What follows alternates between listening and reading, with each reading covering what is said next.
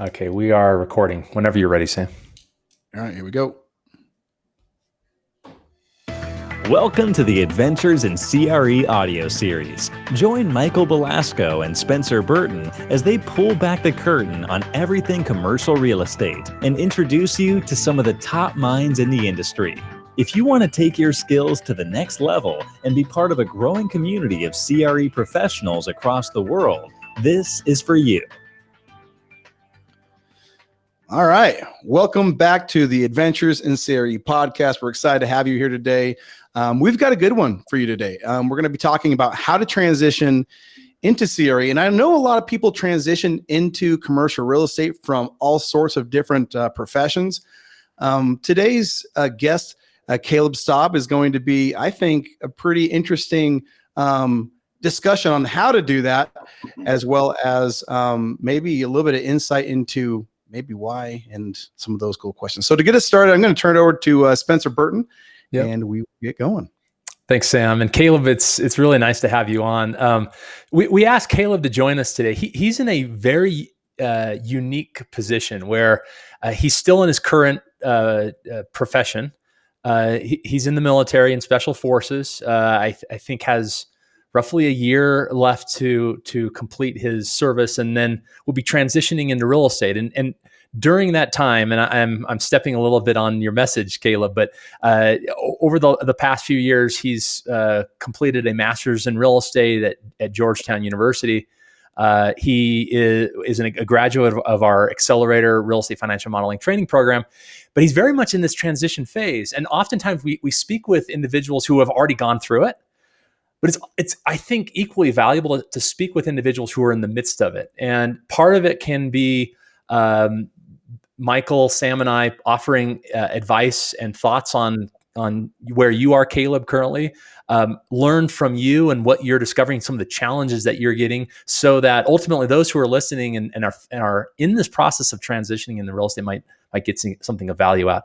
So maybe to start, Caleb, why don't you share with the audience, just a couple seconds, who you are, what you're doing, and maybe they're even the reason why you're transitioning into real estate.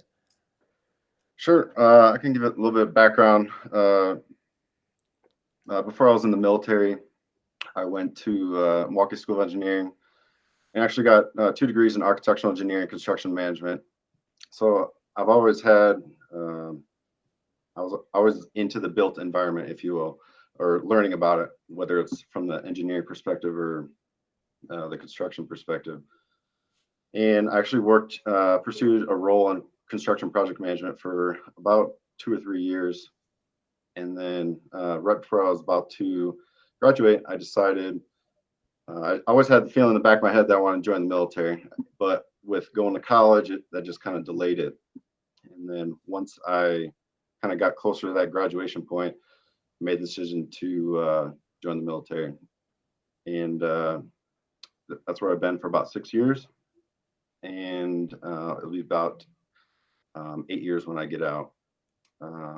But the reason why I made that decision to transition, it was kind of a 2-part decision. When I met my wife while in the military, and obviously military life isn't conducive to a great family life. You're gone a lot, and it's just hard on the family. So it was, I can't do this for the rest of my life, and it's important for them.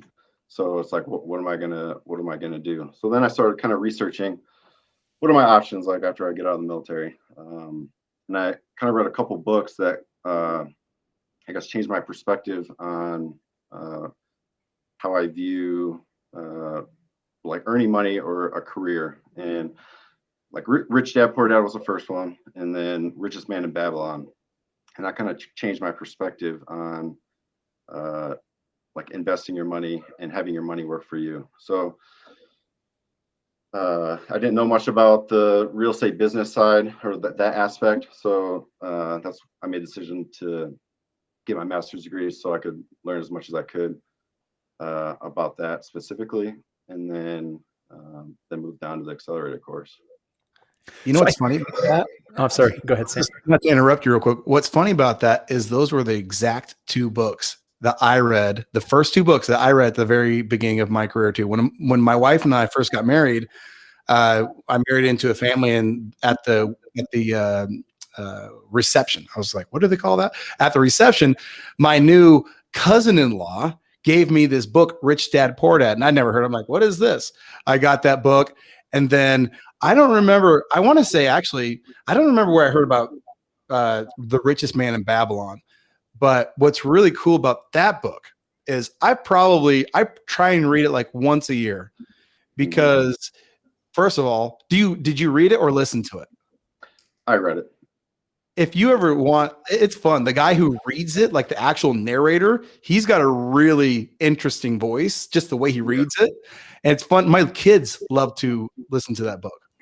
So anyway, like you said, it's an awesome parable. Really cool foundational principles for building, whether it's your own business or your career, just really good stuff. And I think you're right. I think it does a lot just for perspective.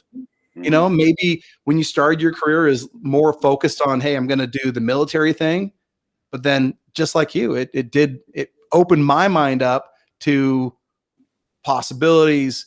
You know, what else could I do? Like what other cool things? So that's really interesting that you pinpointed those two exact books. Yeah. And that's interesting as you were looking at a clear transition that was coming in your life. And in your case, it's a forced transition, right? You're coming to the end of your military service. For many, it's a forced transition. Maybe they're coming from other industries, they're in marketing or whatever. The forced transition is they hate what they do. They realize they're in the wrong place. And I'm not saying you clearly enjoy what you do, and it's a great service to our country. But for many people, they're transitioning because they just don't want to do it anymore. And many start by reading books that plant seeds. What was it about those books that planted the seed? And I guess the seed had already been planted from grad school. But what was it about those books that really kind of orientated you towards real estate? Well, to take a step back, when I was making the decision to transition out of the military, the why was because of the family. But then I started thinking, how am I going to make this work? Like, what am I going to do to provide for my family? So that's when I started like researching and reading as much as I could, different business books, and that's where I landed on those two specifically. And I guess why that resonated with me specifically is just it changed my perspective on how to make money. It's you're not, like, for me, it was always like you're exchanging your time for a paycheck. And then when I read those books, it's more taking that money and making it work for you, so you're not just giving that time. Because at the end of the day, my time is what's most important with my family. So how could I maximize that time is what basically that resonated with me, and what those books kind of help change that perspective. So what's interesting is that, a lot of people will read those books, and, if you're wanting to get into real estate, it could be residential, it could be commercial. A lot of people end up going out and trying to buy a duplex or just trying to dive into it. And then there are others who say, okay, I'm looking at a much bigger picture here, and I'm going to plot a course out. And so I actually know that there's a lot I don't know, and I'm going to take some steps in order to prepare. And it seems like you went down that path, like watching what you've done. Obviously, you went and you decided, okay, I'm getting the message, but that's not enough. I'm not just going to go out and try to find cash and buy a duplex. I actually want to master this subject. I'm going to go get my master's degree. I'm going to take the accelerator. I'm going to do all these things that help prepare me. What in your mind, like after you read those books, why choose to go back for more education rather than just dive in at that time? What was your thought process there? Well, I had the resources to, I guess, expand my education. So it was easy to make that decision. But then at the same time, it was, I just didn't want to dive in. I'm much more of a planner. I like to figure things out, and then kind of set a course. And like you said, make a plan before just jumping into something. That's kind of how I operate. And so it made sense for me to learn about this industry as much as possible before I just jumped in. Yeah. So go ahead, Michael. I was going to say a lot of, we say this a lot when we talk to different universities, it's particularly undergrads, is when you're making this transition, grad school is like the big opportunity. You can position yourself to transition from any industry, and taking that step in grad school at the right grad school will elevate you, not only to just get in the game and be able to go out and buy real estate, but really put you in a position to become a leader in the industry. So it's a great path and a common path for a lot of people to decide, okay, I understand where I want to go. Now let me go become an expert and figure out the best way to transition. So going back to grad school helps, obviously, your networking, and helps you get really sophisticated and become, incredibly intelligent in the area you're trying to succeed in. So it's a really good message, I think, that the path that you took. Yeah. And if we could go back for just a minute to The Richest Man in Babylon, I don't want to spend all the time for the podcast dwelling on this book, but I kind of feel like there's one principle in there that I think is invest with those who know, right? Mm-hmm. And I think it's invest in areas where you have expertise, or invest with those you know. That's one of the principles. Okay. And it also says invest your accumulated capital into gaining the compounding of interest. Mm-hmm. Okay. Which, if you take those two principles in and of themselves, a career in commercial real estate that's the foundation of the house that you're building, are those two things. Is learning how to become the expert, okay, and then learning how to invest capital that gains interest, that compounds. So I just think it's funny because, I think it's very natural. These are principles that you learned, and it's like, where's the most natural fit? Commercial real estate, I think, is right there. I love that. I had a call this morning. Michael and I do these fairly often, where kind of young professionals or professionals such as Caleb that are transitioning into the industry, trying to break in and have calls. And this particular individual is already in the industry, but trying to move from brokerage into private equity. And part of that conversation, I always ask, hey, where do you want to be 10, 15 years from now? I will tell you almost universally, years and years of these conversations, hundreds of these conversations, almost universally, there's an entrepreneurial interest long-term for individuals to get into commercial real estate. And what I've found is, whether you're an employee working for a real estate firm or you're out on your own, you're essentially doing the same thing. You're working to make capital grow. And in fact, as you grow within an organization, if you chart a route that is a purely, I'm going to work for a real estate firm for my entire career, at a certain point in your career, a good share of your compensation actually is promote. And promote is essentially ownership. And so whether you work for someone, you're on your own, at the end of the day, you're working for yourself, and you're working to your hours are compounded or leveraged in a way that you make 10x what the number of hours you're putting in, because you're working in this sort of asset type. It's a fun, exciting industry, and that really, like your message, Caleb, of reading those books, really resonated with me. So let me get back to kind of some structure around the advice. The first piece of advice I think is clear: is learn the skill. Just not a matter of saying, I want to get into the industry. Learn it. And Caleb is a great example of that. Going to a phenomenal grad school and learning real estate, taking other courses such as the accelerator. The second piece of advice, Caleb, and this is directly to you, and I would imagine you're already taking this on. Part of why we're doing this is Caleb reached out asking, hey, let's talk about this transition. Is network. So the skills are great, but real estate is very much a people business. And you find opportunities, whether career opportunities or deal investment opportunities, largely through your network. And so, Caleb, to you, I guess the first question is, what networking activities, if any, are you doing right now? How are you finding people who are in the industry when you're not in the industry yet? Yeah, so it's crazy how much value networking can bring, because going through all the program at school. Like you get all the theory, the background information, the knowledge. But then, like in my head, I'm trying to figure out how do I piece this together to make it work for me. And I don't exactly right now know maybe what that answer is. But when I have been to events where you'll talk to somebody and they like the other day, there is like a crowdfunding resource that's specifically for veterans, and they work with entrepreneurs, whether they're trying to sponsor real estate or get startup capital. So it's like, oh, that's a way I can get capital to do a deal. Okay, so what's my next step? What do I do next? So just having those conversations and kind of meeting new people, seeing what they offer, what they bring to the table, and then how you can help them and kind of have a mutual relationship. Without that networking, I would have never got to that position.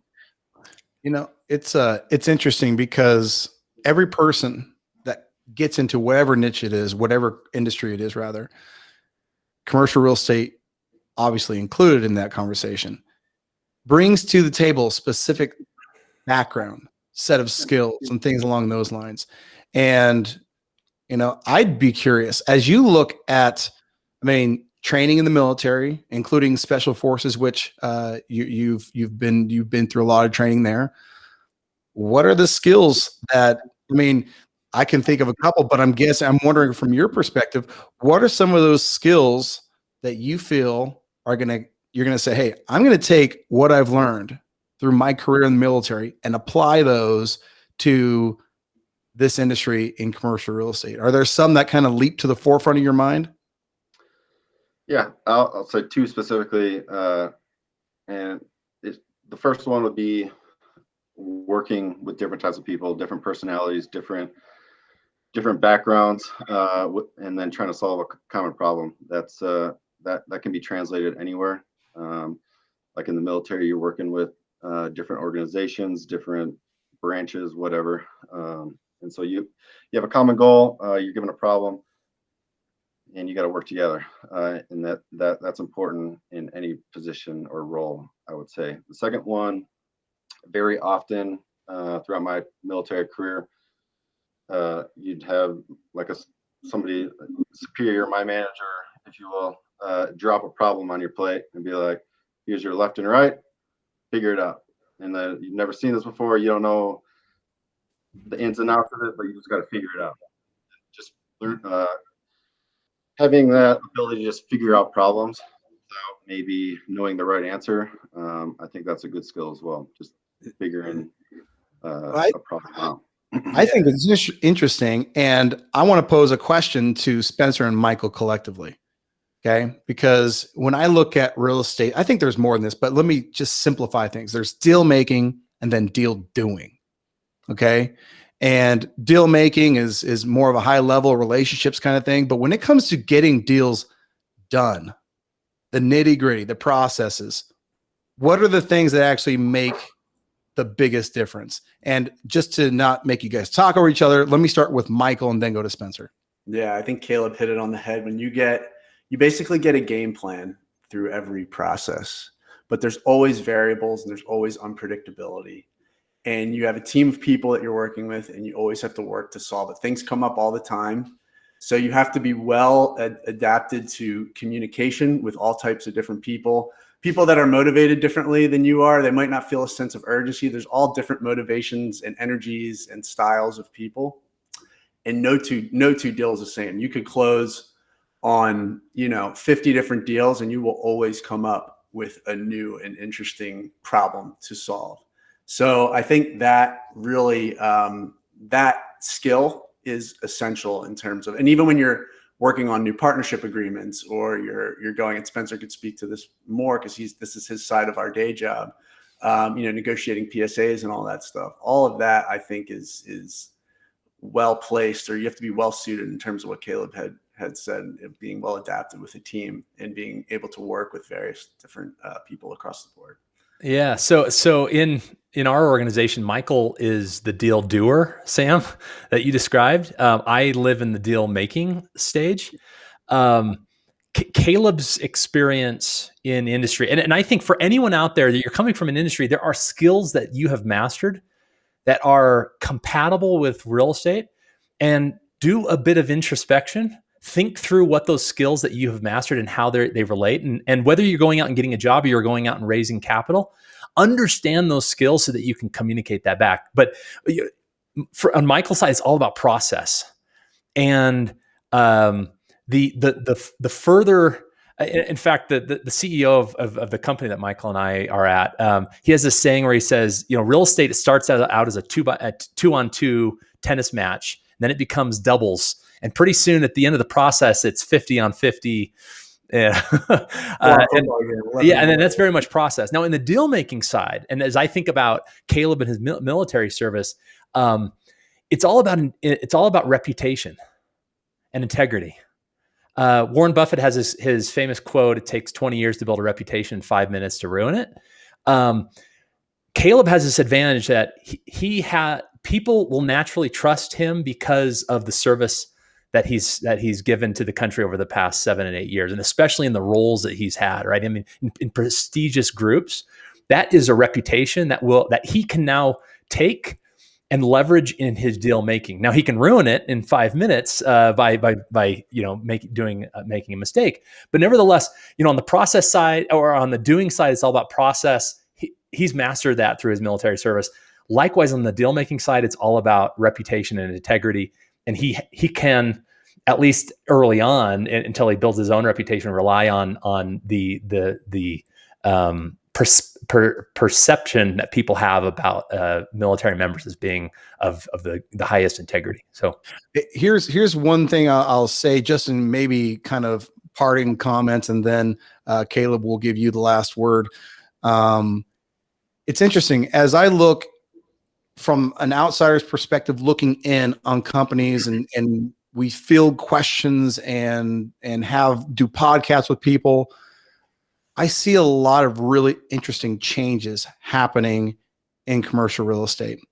Namely, I see team building that is proactively reaching out to other industries to provide a new dynamic into commercial real estate.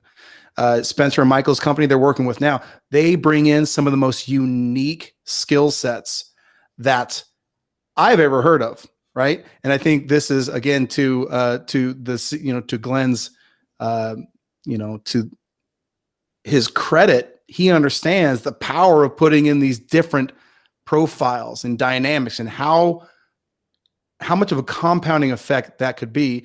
And for Caleb, you're transitioning from, the military over to commercial real estate. And from anybody else, I did an accelerators in action last year, and I forget who it was, but I know they were going from construction management. That's a very, that transition makes a lot of sense. What I think people need to know and what they can learn from this is your skill sets, whether technical or whether soft skills like communication, things like that, they apply to commercial real estate in some form or fashion, so long as you take that next step to do that. And that's exciting. I think that gives credit to a growing industry, of commercial real estate, all the new strategies and all the new people and opportunities that are in there.